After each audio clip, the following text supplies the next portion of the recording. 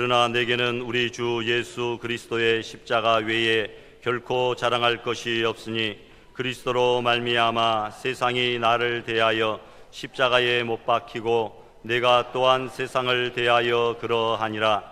할례나 무할례가 아무것도 아니로되 오직 새로 지으심을 받는 것만이 중요하니라. 무릇 이 규례를 행하는 자에게와 하나님의 이스라엘에게 평강과 긍휼이 있을지어다. 이후로는 누구든지 나를 괴롭게 하지 말라. 내가 내 몸에 예수의 흔적을 지니고 있노라. 형제들아, 우리 주 예수 그리스도의 은혜가 너희 심령에 있을지어다. 아멘.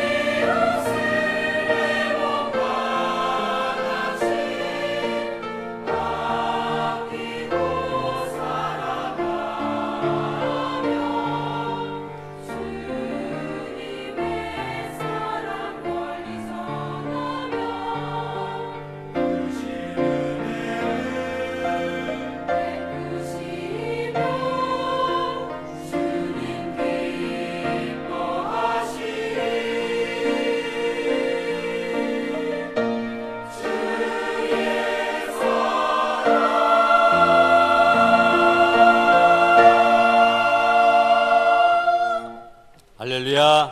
아멘. 감사합니다.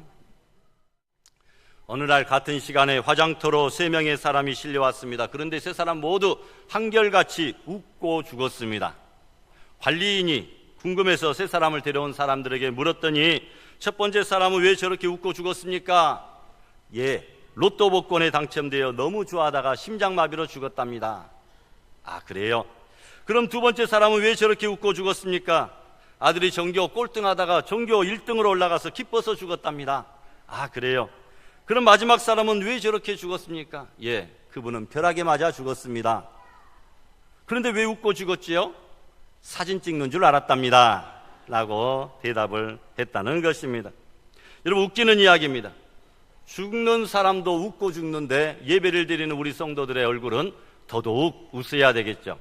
특별히 설교가 고문이 아니라 기쁨이라고 한다면 웃고 즐겁게 감사하게 말씀을 들으시기를 바랍니다. 여러분, 웃어야 즐겁습니다. 이 아침에 웃으면서 옆에 분하고 한번 인사하십시다.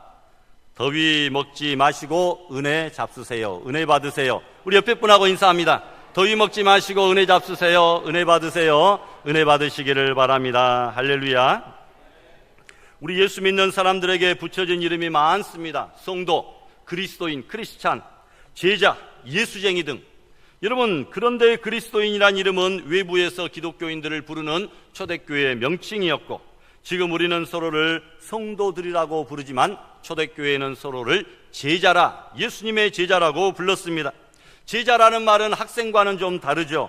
학생은 선생으로부터 지식과 지능을 배우지만 제자는 스승의 인격과 성품, 지식, 사상, 정신과 신앙을 본받고 담는 것입니다. 학생은 다 배우면 졸업하지만 제자는 평생 배워야 하므로 졸업이 있을 수가 없습니다. 한마디로 예수님의 제자가 되는 것은 예수님을 본받고 예수님을 닮아가는 삶을 의미합니다. 그래서 교회 이름 가운데 보면 예수님을 닮은 교회 되자 해서 무슨 교회요? 예담교회. 또 예수님의 제자가 되자 해서 무슨 교회요? 제작교회. 예수님의 우리는 성도다 해서 성도교회. 여러분, 더 심한 이름으로는 알곡교회도 있습니다. 오늘 본문에 보면 사도 바울의 위대한 신앙 고백을 볼 수 있습니다. 17절 말씀 다 같이 우리도 같이 고백해 봅니다. 이후로는 누구든지 나를 괴롭게 하지 말라. 내가 내 몸에 예수의 흔적을 지니고 있노라. 할렐루야. 이 말씀 쉽게 표현하면 나는 예수님을 닮았다, 나는 예수님의 제자다, 이런 선언입니다. 흔적이라는 말은 여러분들 잘 아시는 대로 헬라어로 스티그마라, 표식, 곧 마크라는 말입니다. 스티그마는 그 당시 주인의 소유물의 표시로서 노예나 짐승의 몸에다가 쇠로 만든 불도장, 인을 찍는 그런 표시요, 즉 흔적이라고 했습니다. 스티그마는 그 주인을 위한 절대적인 복종을 나타내는 표식입니다. 사실상 죽음의 표식입니다. 나는 없고 온전히 주인의 것이다. 한마디로 바울이 고백한 흔적은 불명예스러운 단어인데 바울은 예수님 안에서 영광스럽게 자신에게 이 흔적이 있다고 고백하고 자랑하고 있습니다. 다시 말하면 이제 나는 예수님의 영원한 소유요, 예수님의 종이라는 말입니다. 이제는 변할 수 없는 예수 그리스도의 병사요, 예수님께 소속된 신분이라, 이렇게 스스로를 밝히고 있습니다. AD 325년에 콘스탄틴 대제에 의하여 소집된 세계 제1차 종교회의인 니케아 종교회의가 있습니다. 여러분, AD 여러분 잘 아시죠? 아노 도미니, 주님의 해에, 주님의 시대, 이런 의미를 가지고 있습니다. 반대되는 의미로는 BC, 무슨 뜻입니까? Before Christ, 주님 오시기 전. 여러분, 이것을 세상 사람들은 서기 몇 년 이렇게 이야기를 하기도 합니다. 또 그것이 기원이 되기 때문에 기원 전, 기원 후 이렇게 말하기도 합니다만 우리는 주전, 주후 이렇게 이야기를 합니다. 초등학교 때 여러분 상장을 많이 받아봤잖아요. 거기에 세상에서는 서기 몇 년 이렇게 교무부장 선생님이 읽습니다만 교회에서 상을 받을 때는 꼭 주전, 주후, 주후라는 말을 꼭 사용하더라고요. 주후가 뭔가? 그때는 아무도 잘 가르쳐주지 않았고 배우려고 하지도 않았습니다만 자연스럽게 주님 오시고 난 이후의 시기를 말하는구나. 예수님 탄생을 온 세계가 지금 인정하고 있습니다. 그레고리라고 하는 교황이 여러분 세계적으로 통용되는 양력, 오늘날의 양력 달력을 만들어서 전 세계가 같이 사용하고 있습니다. 7일을 주기로 사용하고 있죠. 그리고 주일을 제일로 첫째 날로, 토요일을 제일로 마지막으로 사용하는 요즘의 달력도 그때 이렇게 완성이 된 것입니다. 세계 모든 사람이 좋든 싫든 어찌됐건 예수님을 기준으로 신앙적인 그러한 모습으로 성경적인 그런 달력과 이렇게 연도를 우리가 사용하고 있는 것을 볼 수 있습니다.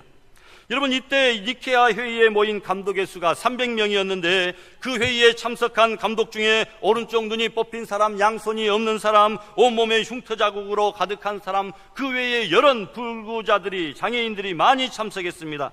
이들은 모두 극심한 박해에도 불구하고 복음을 전하다가 핍박받은 고난의 흔적을 가진 사람들이었습니다. 성찬식을 집례하는 감독이 말합니다. 여러분, 우리는 주님을 위해 박해를 받다가 온몸이 이렇게 되었습니다.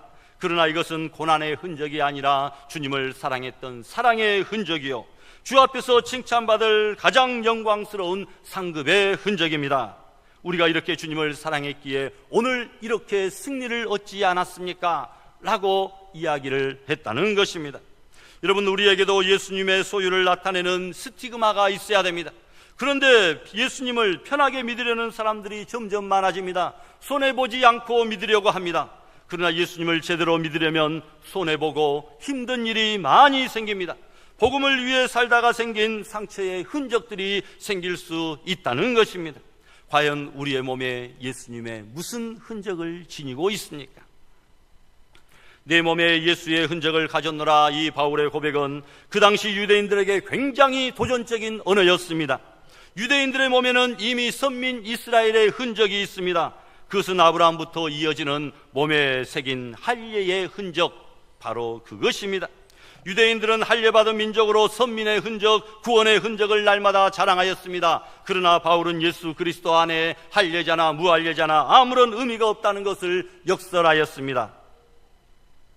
갈라디아 초대교회에 파고 들어온 이단자들의 신앙은 어떻게 보면 양다리, 혼합, 기회주의 작전이었습니다. 그들이 할례받은 이유는 두 가지입니다. 그 첫 번째로는 12절의 이유가 나와 있습니다. 무릇 육체의 모양을 내려 하는 자들이 억지로 너희에게 할례를 받게 하려 함은, 그 다음에 같이 읽어볼까요? 그들이 그리스도의 십자가로 말미암아 박해를 면하려 할 뿐이라. 이런 박해를 면하기 위하여 할례를 받았다는 겁니다. 그 당시 로마 지배 하에서 유대교는 공인된 종교이기 때문에 핍박을 받지 않았습니다. 그러나 기독교는 입장이 달랐습니다. 그 당시에 기독교는 이단과 같이 여기는 신흥 종교요, 그리고 기독교가 섬기는 그리스도는 로마에 의하여 반역자로 처형된 죄인이었으므로 기독교에 대한 박해를 하게 되었던 것입니다. 그러므로 할례를 받게 되면 어떠한 이득이 있는가 하면, 로마 사람들에게 체포되었을 때 너 기독교인이지? 하고 물으면 아닙니다, 저는 유대교입니다. 할례의 증거를 제가 보여드릴까요? 하고 자신 있게 내보일 수가 있었다는 겁니다. 이렇게 해서 로마의 핍박으로부터 벗어나려고 했고, 동시에 기독교인을 만나면 우리는 다 예수님 믿는 사람들 아닙니까? 하면서 양다리를 걸치고 예수를 믿으려고 할례를 받았다고 하는 사실입니다. 그러므로 정치적으로는 로마와 타협하고 종교적으로는 유대교와 타협해서 한마디로 아무 고난과 희생도 없이 예수님을 믿어보려고 했기에 그들은 할례를 받은 것이다 라는 것을 말씀합니다. 또 하나의 이유가 있는데 13절입니다. 할례를 받은 그들이라도 스스로 율법은 지키지 아니하고 너희에게 할례를 받게 하려 하는 것은, 그 다음에 같이 합니다. 그들이 너희와 육체로 자랑하려 함이라. 육체로 자랑하기 위하여 할례를 받았다는 겁니다. 다시 말하면 내가 예수님 믿는 것은 너희 이방인들처럼 오다가다 어쩌다가 예수 얘기 한번 듣고 감동해서 신앙 고백 한번 하고 예수님을 믿는 것이 아니라, 나는 벌써 어려서부터 율법이 뭔지도 알았고 율법을 따라서 깨끗하고 경건하게 산 사람이다. 소위 경건한 율법 아래서 뼈대 있는 신앙의 가문에서 자랐다는 것을 주장하기 위하여 그들은 할례를 받았다라는 것입니다. 할례가 자기 신앙의 뿌리와 경건의 연조를 자랑하기 위한 수단으로 전락해버리고 만 것입니다. 쉽게 말해 할례의 추종자들은 아무 어려움도 수고도 희생도 지불하지 않고 편하게 예수님을 믿으면서 자기의 경건을 세상 사람들 앞에 자랑하며 칭찬을 받기 위하여 그 당시에 할례를 받았는데, 이 바울은 예수님 믿음 안에서 할례자나 무할례자나 그것 아무것도 아니라 이렇게 주장을 하였기 때문에 유대인들로부터 극심한 박해를 받기에 이르렀던 것입니다. 이 사실을 안 바울은 오직 다만 믿음으로만 의롭다함을 얻고 구원을 받는다고 하는 이신득이의 교리를 그들에게 가르쳤습니다. 그러면서 본문에서 바울은 예수 그리스도 십자가 외에 아무것도 자랑할 것이 없고 할려나 무할려나 문제가 되지 않으며 예수님 안에서 새로 지음받은 피조물만이 존귀한 자라고 14절에 말씀합니다. 우리 다 같이 한번 봉독합니다. 그러나 내게는 우리 주 예수 그리스도의 십자가 외에 결코 자랑할 것이 없으니 그리스도로 말미암아 세상이 나를 대하여 십자가에 못 박히고 내가 또한 세상을 대하여 그러하니라. 할렐루야. 우리 예수님 믿는 성도들은 오직 주님의 십자가만 자랑해야지 기타 등등의 다른 것들을 자랑해서는 안 된다는 것입니다. 그런데 어떤 사람은 자기의 힘을 자랑합니다. 자기의 돈과 명예를 자랑합니다. 어떤 사람은 자신의 권력을 자랑합니다. 인생의 연륜과 경험을 자랑합니다. 자신의 지혜를 자랑하고 찬란한 자기의 스펙과 이력서를 자랑합니다. 달란트와 은사와 종교적인 충성, 외적인 아름다움, 이런 것들을 자랑합니다. 여러분들의 자랑거리는 무엇입니까? 오늘 성경에서 바울은 십자가만을 자랑한다고 말하고 있습니다. 우리의 자랑은 예수님의 십자가밖에 없습니다. 유대인들은 표적을 자랑하고 헬라인들은 지식을 자랑하지만 우리 성도들은 예수 십자가만 자랑해야 될 줄 믿습니다. 이 절망의 십자가는 우리에게 희망을 가져다 주었습니다. 이 치욕의 십자가는 우리에게 영광을 가져다 주었습니다. 이 저주의 십자가는 우리에게 구원을 가져다 주었습니다. 이 불안의 십자가는 우리에게 평안을 가져다 주었습니다. 이 형벌의 십자가는 우리에게 천국과 낙원을 가져다 주었습니다. 이 죽음의 십자가가 우리에게 생명을 가져다 준 줄로 믿습니다. 우리에게 육체의 흔적인 할례가 아니라 과연 예수 그리스도의 흔적이, 십자가의 흔적이 있는가, 이것이 중요합니다. 사실 성도들은 하나님께 사랑받은 흔적들이 있습니다. 이사야 49장에 보니까 내가 너를 내 손바닥에 새겼고 내 손바닥에 새겼다고 말씀합니다.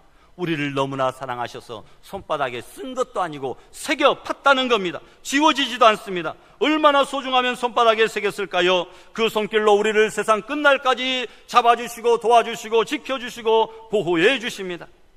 또한 우리의 이름이 하나님의 생명책에 기록이 되어 있습니다. 하나님의 사랑은 듣기 좋으라고 하는 말로 하는 형용사가 아닙니다. 이 사랑은 눈에 나타난, 보여지는 동사입니다. 하나님의 사랑이 우리에게 이렇게 나타난 바 되었으니 하나님이 자기의 독생자를 세상에 보내심은 그로 말미암아 우리를 살리려 함이라고 말씀합니다. 입에 바른 말로 우리를 사랑한다고 하는 것이 아니라 독생자 예수님을 친히 이 세상에 보내주심으로 말미암아 우리를 사랑하시는 증거를, 흔적을 보여주신 것입니다. 여러분, 이 십자가가 우리 안에 흔적으로 반드시 있어져야 되고 입으로 고백되어져야 되고 행동으로 삶에서 나타나져야 되는 줄 믿습니다. 막달라 마리아는 귀신 들려 광인이 되어서 불행한 삶을 살았습니다. 그런 그가 예수님을 만나 귀신으로부터 해방되어 정상인이 되었습니다. 제정신으로 사는 그 자체가 은혜의 흔적, 치유의 흔적입니다. 여러분, 우리가 성도가 성도로서 예배드리고 정상적인 기본적인 삶을 살아가는 것, 바로 이것이 은혜받은 성도의 삶입니다. 뭐 거창한 다른 것이 아니라 예배 잘 드리면 바로 우리는 성도로서의 정상적인 삶을 살고 있다는 겁니다. 따라서 우리가 미친 정신이 아니라 제정신으로서의 삶을 살아갈 수 있기를 바랍니다. 여러분, 그가 감사하며 예수님과 12제자를 따라다니며 섬겼습니다. 제자들이 다 무서워서 도망쳤지만 십자가에 달리신 예수님 곁에 머물렀습니다. 광인이 아니라 정상인으로서의 삶을 삶으로 예수님의 흔적, 치료의 흔적, 은혜받은 흔적을 나타냈다고 하는 것이죠. 우리가 성도로서 정상적인 삶을 살기만 한다면 세상 모든 사람들이 우리를 보고 예수님의 흔적, 십자가와 사랑의 흔적을 발견하게 될 줄로 믿습니다. 더 잘하려고 할 필요조차도 없다는 것입니다. 여러분, 제가 긴 글을 여러분들에게 읽어드릴 텐데 교회에서 발견되는 나와 남의 다른 점에 대한 글입니다. 얼마나 공감이 가는가 한번 스스로를 체크해 보시기를 바랍니다. 남이 손바닥만한 성경책을 가지고 다니면 경건치 못한 것이고 내가 작은 성경을 가지고 다니는 이유는 활동적인 신앙인이기 때문이다. 남이 새벽기도 못 나오는 것은 게으르기 때문이고 내가 새벽기도 못 나오는 이유는 워낙 사회적인 활동들이 많아서 때문이다. 남이 눈물로 기도하면 유별난 신앙이고 내가 눈물로 기도하는 것은 간절한 마음 때문이다. 남이 기도를 길게 하면 주책이 없는 까닭이고 내가 기도를 길게 하는 것은 정성을 다하기 때문이다. 남이 주시옵소서 하는 것은 기복신앙이고 내가 주시옵소서 하는 것은 성경의 약속을 틀림없이 믿기 때문이다. 남이 헌금을 적게 하는 것은 인색하기 때문이고 내가 헌금을 적게 하는 것은 하나님이 과부의 엽전 두 입을 칭찬하셨기 때문이다. 내가 세상과 타협하면 야합이고 남이 타협하면 야합이고 내가 타협하면 정당한 양보다. 남이 결혼식 참석을 위해 주의를 지키지 못하면 신앙이 자라지 못하기 때문이고 내가 주의를 지키지 못하는 것은 가정의 평화를 위한 까닭이다. 남이 예배에 참석지 않는 것은 신앙이 없기 때문이고 내가 예배에 빠지는 것은 하나님이 어디나 계신다는 성숙한 신앙 때문이다. 남이 예배 시간에 늦으면 5분만 일찍 출발하지 내가 늦으면 설교가 중요하지, 이렇게 말합니다. 여러분, 예배 중간에 오시는 분들은 오시는 것도 아니고 안 오는 것도 아닙니다. 예배를 드린 것도 아니고 안 드린 것도 아닌데 꼭 중간에 오신 분들은 중간에 오시더라고요. 남이 교회에서 직분을 받으면 아니 벌써, 하지만 내가 직분을 받으면 이제서야 라고 말합니다. 남이 넓은 집으로 이사를 하면 예수님은 머리 둘 곳도 없으셨는데 하며 내가 넓은 집으로 이사하면 내 시경을 넓히리니 라고 말합니다. 남이 교회 올 때 화장을 하는 것은 외식하기 때문이고 내가 교회 갈 때 정성 들여 화장하는 것은 최소한의 에티켓이라 말합니다. 남이 예배 시간에 졸면 시험에 들지 않게 일어나 기도하라는 말씀이 생각하고 내가 졸면 여호와께서 그 사랑하시는 자에게 잠을 주시는도다 말씀이 떠오릅니다. 어쩌면 이렇게 나와 남이 다릅니까? 요즘에 유행하는 내로남불입니다. 내가 하면 로맨스, 남이 하면 불륜이죠. 과연 이러한 이기적인 신앙의 모습에서 예수님의 흔적을 찾아볼 수 있겠습니까?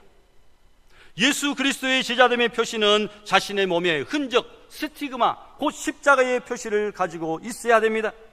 내가 내 몸에 예수님의 흔적을 가졌다는 것은 나는 곧 예수님의 종이요 내가 사나 죽으나 주님의 소유로 살아갈 수밖에 없다고 하는 아름다운 고백인 것입니다.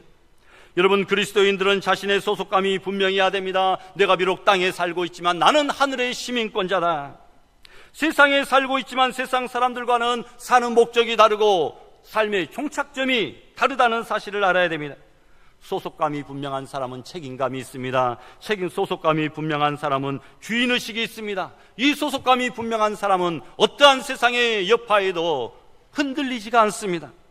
여러분, 우리 모두 하늘의 시민권을 가진 자입니다. 하늘나라 갈 때까지 알곡교회의 기둥이 되어 충성하는 성도들이 되시기를 바랍니다. 이제 우리는 예수님의 제자가 되었으므로 신앙의 흔적을 가지고 있어야 됩니다. 첫 번째로 우리는 무릎 꿇고 기도한 기도의 무릎이 있어야 됩니다. 하나님은 기도하시다가 생긴 흔적을 기뻐하십니다. 야곱도 기도의 흔적을 일생 지니고 살았습니다. 형 에서가 400명의 군사를 이끌고 자기를 마중 나온다, 죽이려고 오는 것이죠. 죽느냐 사느냐의 갈림길에서 밤새 야복강가에서 천사와 씨름하듯이 기도하며 허벅지 관절이 어긋나기까지 기도할 때에 그는 죽을 때까지 절개되었습니다.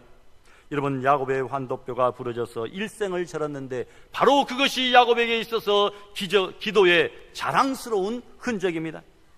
기도의 왕이란 별명을 가지고 있는 조지 물러에게도 기도의 흔적이 있었습니다. 후원자 한 명도 없이 3,000명의 고아를 일생 동안 하나님의 방법으로 먹여 살린 신비한 기도응답의 사람이었습니다. 모두가 신비하게 생각하고 있을 때 어느 날 한 부자가 뮬러에게 와서 묻습니다. 당신의 돈 나오는 구멍이 도대체 어디요? 뮬러가 알고 싶으면 따라오라고 하면서 자기의 기도실로 데리고 갔습니다. 너무나 기도를 많이 하여 구멍이 난 방석을 들어보이면서 말합니다. 이 방석에 구멍 난 구멍이 바로 돈 나오는 구멍이요, 이렇게 대답을 했다는 것입니다. 중국 선교의 아버지라 불리우는 허디슨 테일러 선교사도 기도의 사람입니다. 혈혈단신으로 중국에 들어가 전무후무한 선교의 업적을 남길 수 있었던 까닭은 엎드려 기도하는 일에 전력을 다했기 때문입니다.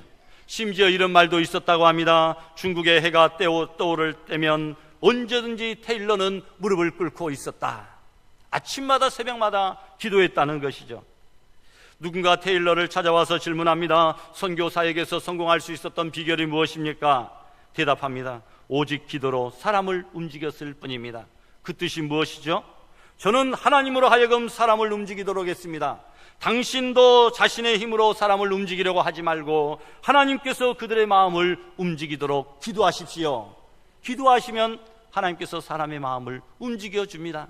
내가 움직이려고 하면 힘든 것이지만 하나님께서 다른 사람을 움직이려고 하면 너무나 쉬운 것이라는 겁니다.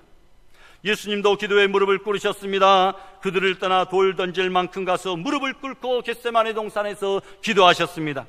하나님의 아들이셨지만 육신을 입고 오셨기에 십자가를 져야 되는 일을 놓고 고민하셨습니다. 겟세마네 동산으로 올라가셨습니다. 쥐어짠다라는 그런 의미를 가지고 있을 정도로 그는 정말 온몸을 비틀고 쥐어짜면서 무릎을 꿇고 하나님 앞에 땀방울이 핏방울 되기까지 간절히 기도하셨습니다. 무릎을 꿇는 자는 실패하지 않습니다. 지옥을 당하는 것 같지만 영광으로 바뀝니다. 우리의 무릎에도 기도의 흔적이 있어야 됩니다. 초대교회 당시 무릎을 보면 이 사람이 그리스도인인지 아닌지, 경건한 사람인지 아닌지 알 수가 있었다고 합니다.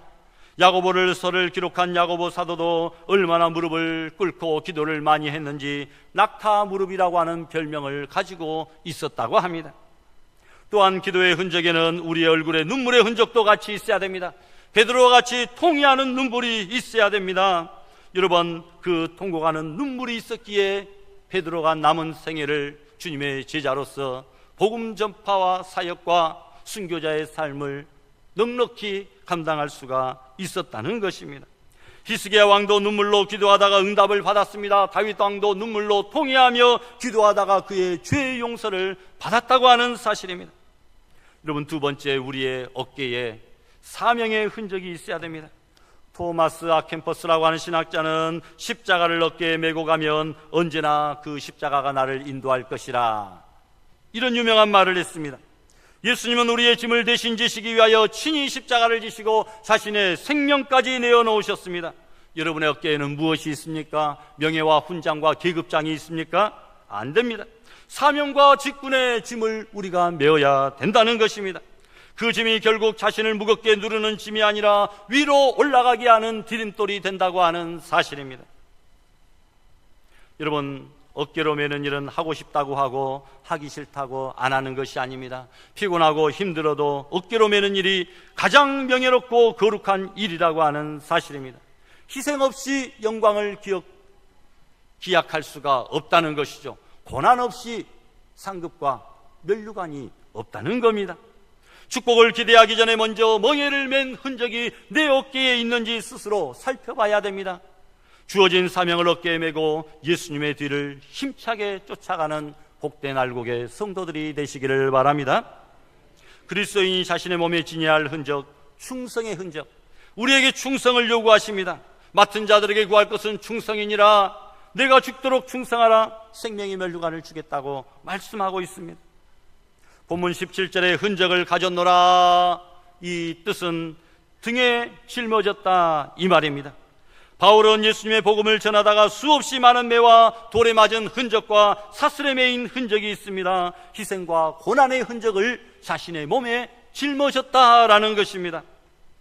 실제로 그는 갈라디아 지방의 한 성 루스드라에서 돌에 맞은 후에 기절을 하였는데 사람들이 그가 죽은 줄로 알고 성 밖에 버려진 일까지 있었습니다. 여러분, 우리가 예수님 믿다가 핍박과 고난을 당한다 할 때에 기뻐하고 감사할 수 있는 상급의 흔적이 되는 줄 믿습니다. 그 다음에 우리는 열심히 교회에 충성하는 손의 흔적이 있어야 됩니다.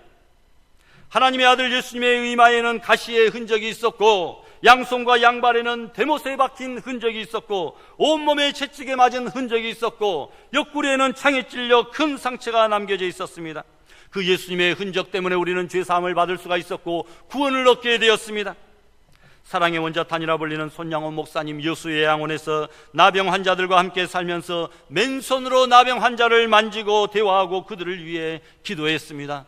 예수님께서도 나 환자를 불쌍히 여기시고 만지시며 병을 깨끗이 고쳐주셨습니다. 여러분, 손에 흔적들이 있어야 된다는 것입니다. 우리의 손으로 주님의 전에서 어떤 충성과 헌신과 봉사를 하셨습니까? 주일날 교회 와가지고 손 한두 번도 안 씻고 그냥 집에 돌아가면 안 되는 것이죠. 휴지를 줍든지 청소를 하든지 성도들과 악수를 하든지 여러분 식당에서 봉사를 하든지 차량을 운전하든지 여러 가지 손에 수고의 흔적들이 나타나야 됩니다. 6.25 사변 때의 인민군들은 일하지 않는 자들을 부르주아 반동분자로 취급했습니다. 목사님 한 분이 지역 유지들과 함께 붙들려 창고에 갇혔습니다. 어느 날 공산군이 후퇴하게 되었는데 밤중에 한 사람씩 끌려갔습니다. 그 사람의 손바닥을 만져서 지주와 농민을 구별했습니다. 손바닥에 일한 흔적이 있으면 농민으로 살려주고 일한 흔적이 없으면 지주로 몰아서 죽였습니다. 목사님의 손은 어떻게 생겼을까요? 마침 성전 건축 공사를 마쳤기에 목사님의 손바닥이 거칠어져 있었습니다. 동무는 무엇을 했나 물을 때에 목사님은 비로소 올 것이 왔구나 자포자기하는 심정으로 예, 저는 목사 일을 했습니다. 큰 소리로 대답했습니다. 목사란 말을 목수로 알아듣고 고개를 끄덕이며 아, 목수 일을 했구만 동무. 그런데 여기를 어떻게 왔어? 빨리 나가시오 하고 살려보내 주었다라고 하는 이야기입니다. 여러분, 인민군들도 일한 흔적을 보고 사람을 살리고 죽이기도 합니다. 여러분, 그리스도를 위하여 일한 흔적이 과연 우리에게 있는가? 하나님의 심판대 앞에서 우리 주 예수님은 그것을 살펴보실 줄 압니다. 주님은 우리의 그 흔적을 보시고 상급을 주십니다. 우리의 생활에 예수님의 흔적이 있어야 됩니다. 우리의 얼굴에 예수님의 흔적이 있어야 됩니다. 기쁨과 평강이 있어야 되죠. 우리의 손과 발과 입에 예수님의 흔적이 있어야 됩니다. 기도와 찬송과 감사와 헌신이 있어야 됩니다. 복음을 위해서 부지런히 뛰어다니는 아름다운 복음의 발이 있어야 됩니다. 전도의 흔적 가진 사람 예수님께서 칭찬해 주실 줄 믿습니다.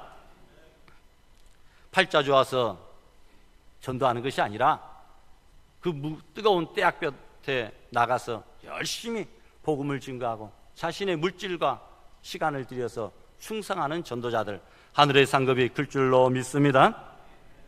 우리의 뇌세포는 세월이 갈수록 파괴의 과정을 거치면서 기능을 점점 상실하게 됩니다. 그래서 마지막까지 남는 것은 지식이 아니라 흔적입니다. 하나님 앞에 가지고 가는 것은 우리의 말이 아니라 몸과 행실의 흔적을 가지고 하나님 앞에 갑니다. 옛날 어느 부잣집의 막내딸이 결혼하게 되었는데 그 집의 가축들이 주인을 위해서 보답을 하자며 회의가 열렸습니다. 소가 일어나서 말합니다. 내가 집에 오래 있었으니 내가 회장이 되겠소. 점잖은 목소리로 계획을 선언합니다. 며칠이 지나면 집주인의 사랑받는 따님이 결혼을 하는데 누가 잔치 때 잔치상의 제물이 될 것인가 오늘 결정하려고 합니다. 제 생각으로는 주인을 위해서 할 일 없는 동물이 죽으면 좋겠는데 여러분 의향은 어떻습니까? 모든 사람들이 옳소 좋소 자신도 주인을 위해서 하는 일이 있다고 생각하며 만장일치로 결의됩니다.